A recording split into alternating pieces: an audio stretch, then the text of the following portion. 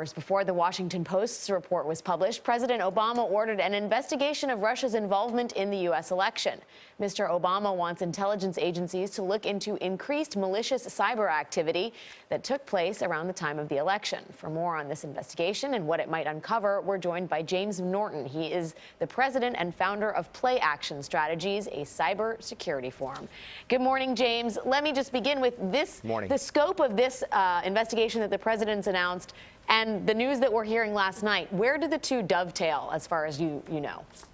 I think you need to take this in two different parts. First of all, I think the facts are that the United States security networks or internet networks are at risk, and they are certainly an unlocked door. They have been attacked, certainly with the Office of Personnel Management, with Target, with Home Depot, with now with the DNC hack that happened over the summer. So I think the fact is that our security networks are at risk. They are unlocked. They do need some security. The second part of this is the foreign policy impacts and, what exactly the U.S. should do once this report comes back from the Obama administration and is given to Congress. And so I think Congress has decided to step up in this case where they've been a little bit absent in terms of cybersecurity the last couple of years. And I think that given the election and the fact that it looks like it could be the Russians, that they are now putting a lot of pressure. And I think the Obama administration has said, OK, we've got a limited amount of time left here that we're in office, and so we're going to come back and we're going to issue a fact-based report and give that to Congress and see what they want to do next. James, what will this investigation involve and who will be involved?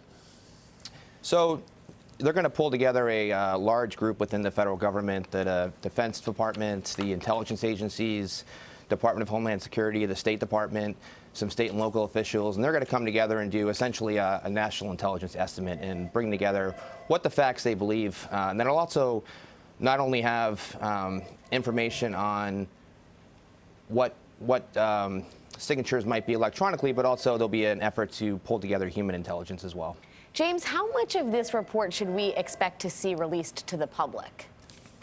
So that's really going to be a negotiation, I think, between the U.S. Congress and the Obama administration. I think it's going to be incumbent on the Congress to try to release as much as possible, given the fact that this has gotten so much attention. There are international implications.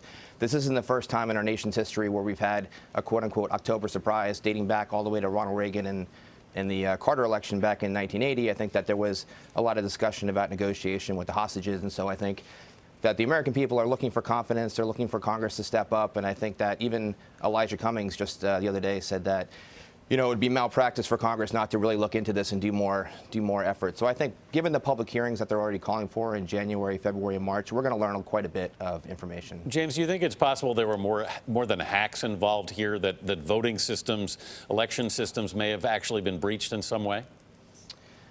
Well, voting systems essentially aren't secure. When the voting systems were bought, they were bought really more for efficiency. And, at the state and local level, there really isn't a lot of security. It's not a requirement. It never has been.